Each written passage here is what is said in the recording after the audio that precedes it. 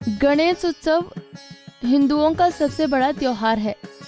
10 दिन तक मनाए जाने वाला गणेश उत्सव इस साल 31 अगस्त को शुरू होगा।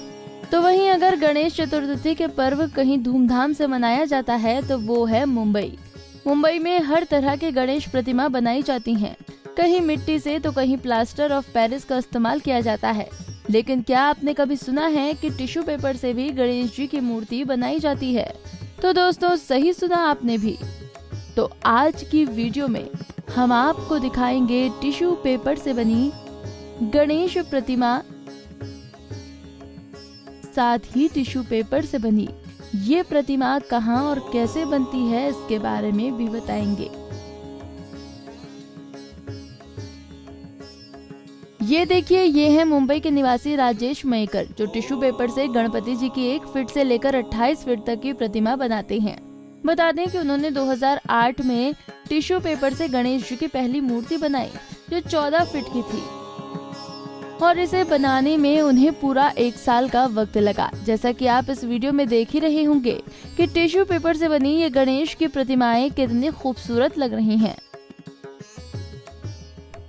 इसी के चलते आपको बता दें कि इस साल गणेश उत्सव के खास अवसर पर इन्होंने टिश्यू पेपर के गणपति मूर्ति को बनाने के लिए 2 नई चीजों का प्रयोग किया। जी हाँ, एक फिटकरी और केले के पेड़ का खम्बा।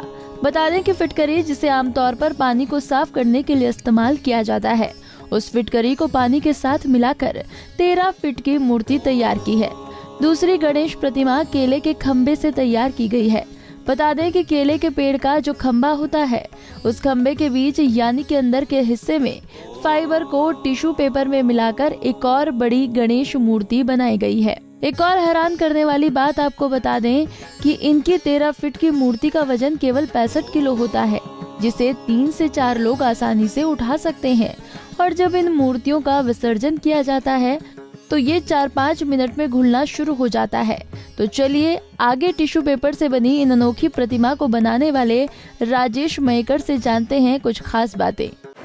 मूर्तियाँ बहुत तरीके की बनती है। कोई लकड़ी का बनाते हैं, मतलब न्यूज़पेपर मेल्ट करके। हम टिश्यू पेपर की मूर्तियाँ बनाते हैं। मूर्तियाँ में, हमारे मूर्तियों में टिश्यू पेपर, गम और एक वाइट पुट्टी, मतलब जो हम वाइटनिंग पाउडर बोलते हैं, वही लगाते हैं।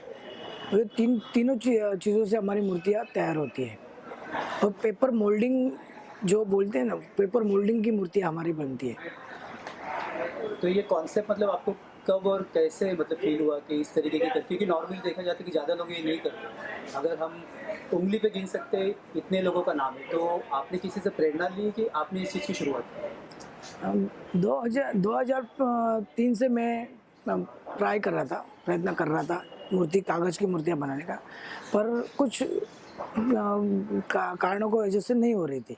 पर 2007 में जब हमारे खुद का मंडल है, उनका मूर्ति विसर्जन करने के बाद जो समुंदर के किनारे का जो दृश्य देख रहे थे हम लोग, वो बहुत उसे पीड़ा पहुंच रही थी। क्योंकि हम 11 दिन मूर्तियाँ बिठाते हैं, पूजा करते हैं, उसकी पूजा करते हैं, और 11 दिन हमारा काम ख़त्म हो जाता है। हम विसर्जन करने के बाद 12वें दिन मूर्तियों के क्या होता है वो हम लोग देखते नहीं। तो तभी सोचा कि कुछ अलग करें।